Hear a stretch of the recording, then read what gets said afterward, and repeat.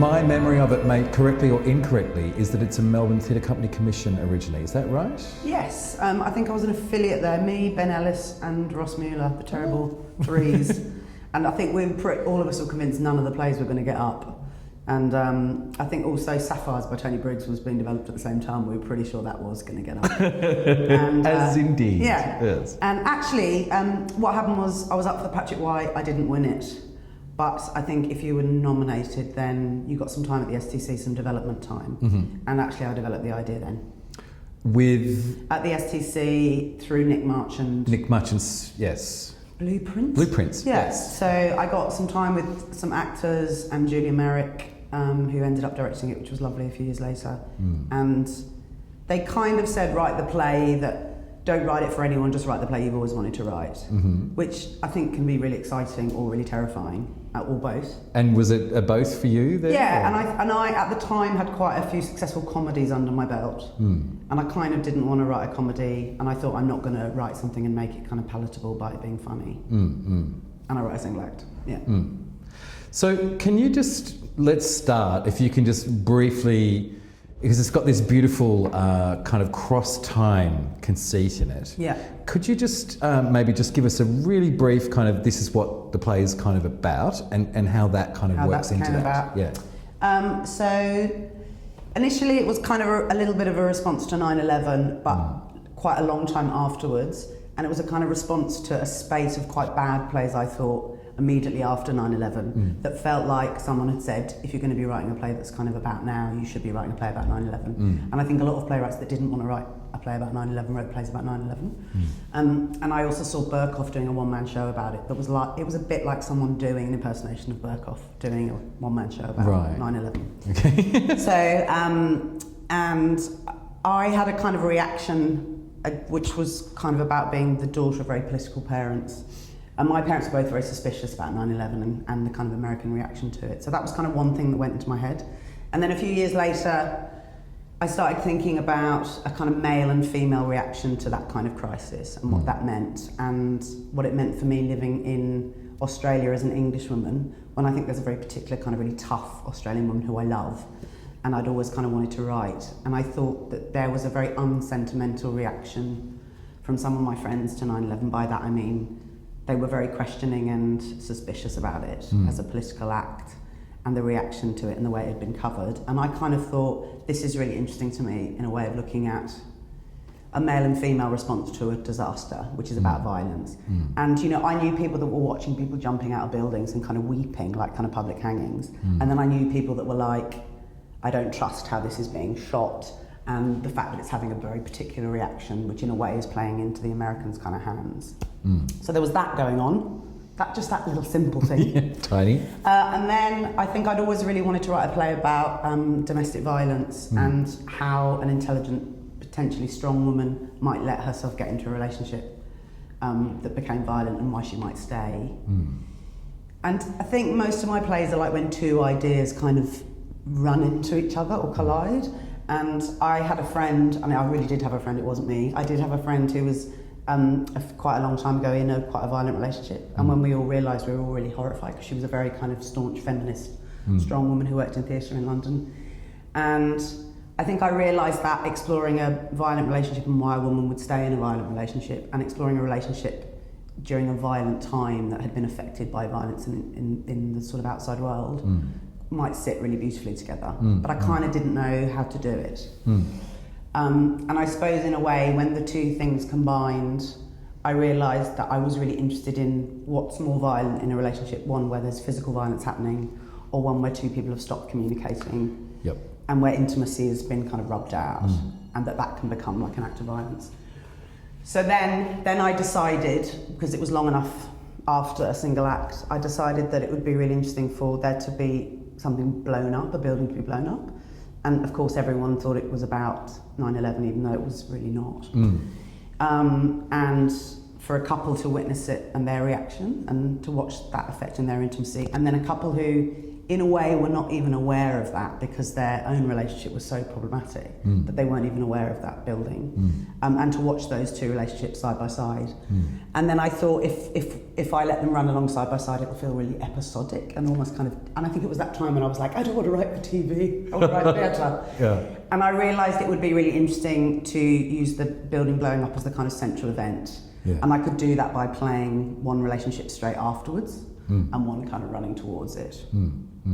Which still sounds really complicated. But then it became simpler for two reasons. One, because I thought violent relationships are often played out from its kind of innocent beginnings, where at some point we kind of go, oh, this isn't going to end well, and then we watch the man becoming violent or the relationship becoming violent. And I thought, how interesting would it be if we started with the violence? So we kind of made that judgment call already. And then we had to watch this relationship get sweeter. And what would that do to us? And it was really interesting because I wrote it forward, but when I started peeling it backwards and actually letting it play out backwards, I began to really like Scott, who's the violent guy in the relationship. Yeah. And it meant I never had to do that kind of, Scott was from a broken home and had a violent father, and this is why he's violent. Because in a way, we got to witness him becoming this kind of sweet character, which actually he was. Yeah. And you know, by the end of it, we watch their kind of meeting, in which he's quite gallant and picks up this. Yes, it's very sweet, that scene. Yeah. And everyone's kind of thinking, oh, I hope it works out well when they watch it, but of having forgotten that they know this relationship becomes very violent. Yeah. So I let that relationship play out backwards. So that goes from its kind of violent end to a kind of gentler beginning, and the other relationship goes forward from them having witnessed the building blowing up to their relationship then kind of falling apart. And I realised that was there was one review that said, it sounds very complicated, but actually when you watch it, it seems quite simple. And I suppose that was what I wanted. That we weren't doing maths when we were watching it, thinking. On that point, for those people who haven't read it or seen it, there's a telephone call in it that you get both sides of. At different times, which instantly and obviously connects both the two couples and the time. Well, I'm glad you got that. Because some people, when I say that, they go, huh? Yeah, well, to me it was very crisp. And I'm just wondering if that's something, did that occur organically, or was this a very technical exercise about, I really kind of need to place some clues and what will they be? Well, I'm really bad at maths, and I realised that in a way the structure of it was quite mathematical. So I had to, and I only know this now because I teach playwriting and I kind of remember how I worked out the play. I thought if I do it too tricksy, it'll be like at the end I've kind of pulled the rug out from everybody and I'm saying to them, oh, I really screwed you up there when I played with that time. Do you know what I mean? Yeah. That kind of like everything you thought you felt is not true because actually it was all a lie. So I realised it needed to feel somehow simple in its unfolding, and I realised in order for that to be the case, I had to kind of map it out. So it was the one time, and now I do it with all my plays, but I remember putting all the scenes up on the wall. And what I did was I put every month up on the wall for both couples, because I knew that one had to go forward and one backwards. And then I thought, what happens instead of going, this is now this period of time and this is now this period of time, I realised what all the significant moments for each couple were. And then I looked at where they might be able to somehow interlink. And there's, right in the middle of the play, Scott and Michelle, who are the couple that are physically having a violent relationship, he hits her in a supermarket. And the other couple, Claire and Neil, she witnesses it. She's seen it, yes. Yeah, and it's kind of, for me, it's the single act in the play, because it's the moment at which she witnesses it, but she doesn't do anything. So she's aware of it, but she doesn't step in, and that's kind of what the play is about as well. And I remember thinking, that should happen about middle of the play, because then anyone that isn't on board with the idea that there's somehow a link will get it in that moment, and it won't be so late on in the play that they'll go, oh no, and it won't be so early on they go, oh. So that there'd be this gentle kind of knowing. And that then, I suppose, for the rest of the play, you can start running them alongside each other. And by the phone call, you realise in retrospect that Scott and Michelle are living in the flat of Claire and Neil. So all these little things start, hopefully, I hate the word resonating, but I've just resonating. All these things start resonating, but hopefully not in a way that feels sort of forced. I suppose that's, Yeah, you want people to kind of get it and go, oh, that could really happen, as opposed to like that would happen, in order to link those two. You know, you don't want so many links that it feels like a mind F-U-C-K. Thank you. No way. So this is a play that you wrote and developed in Australia, but it was performed in England first. Performed in England first. Yeah. How did that come about, and what was it like, the process of having to reposition the play for an English climate and all of that? I felt like I was betraying Australia, and then I was like, why didn't Australia just do it? And then there was this interest in it from Australia after it had been on in England, and I was like, I told you.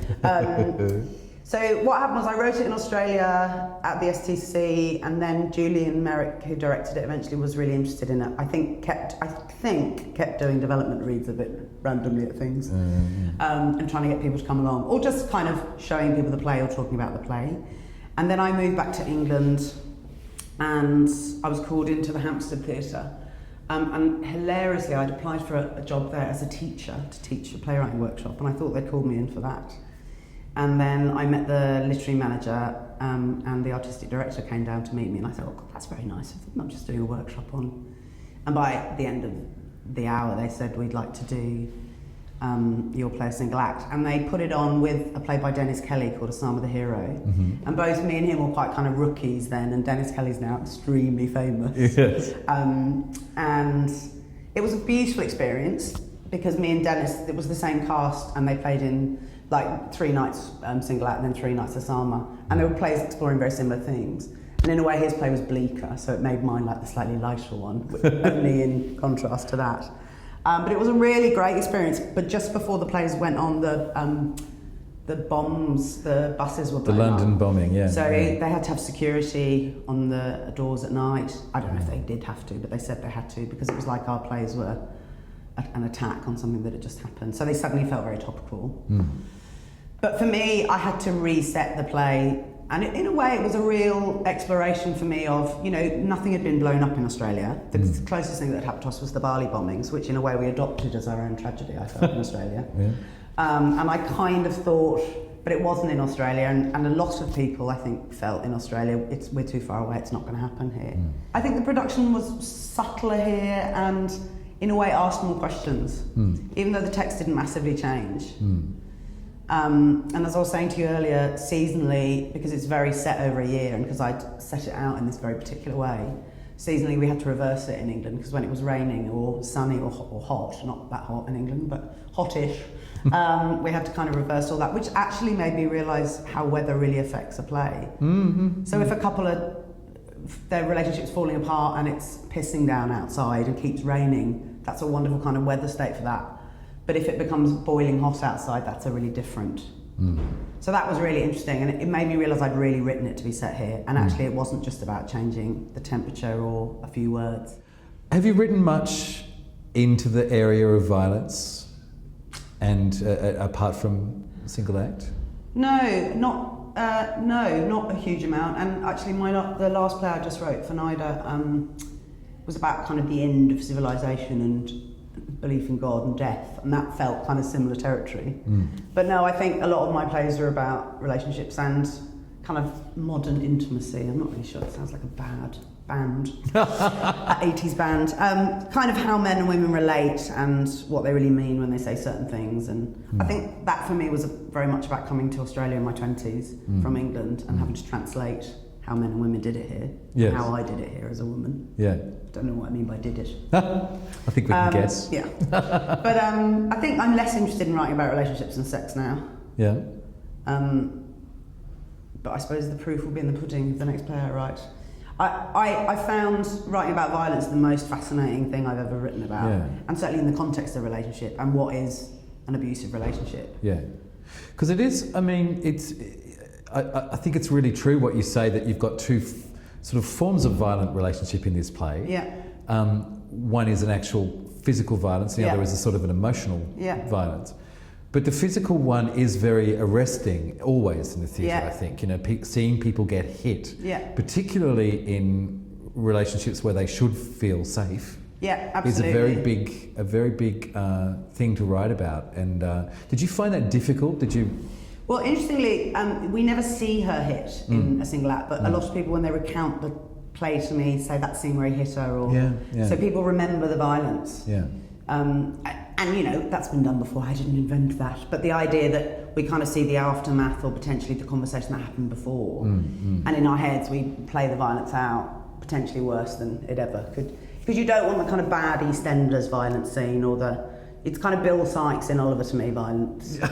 Always, which was terrifying when I was a child, but you kind of want the kind of behind the door knocking, I think, and then you kind of think, what's he going to do when he gets in?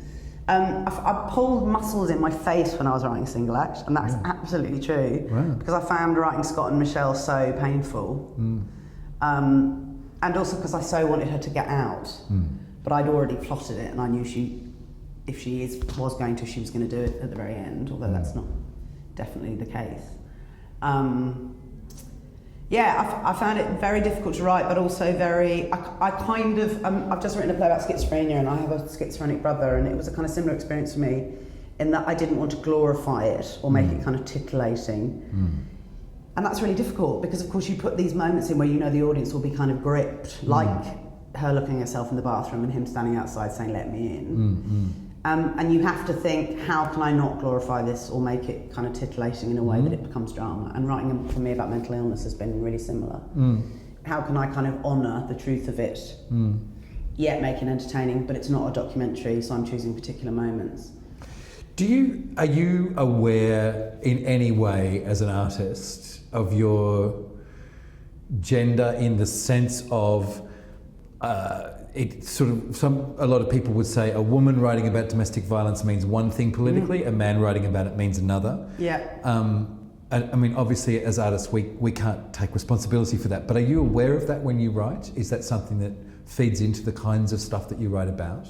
That is such a brilliant question. I think when I wrote that play, everyone thought I was in a violent relationship, whereas I think if a man had written it, they wouldn't have assumed he was battering his wife. No.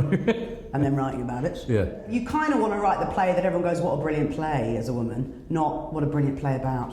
That is to you. Yeah. Because you kind of feel like if a man wrote it, it would be what a great piece of theatre. But I'm not sure that's really true.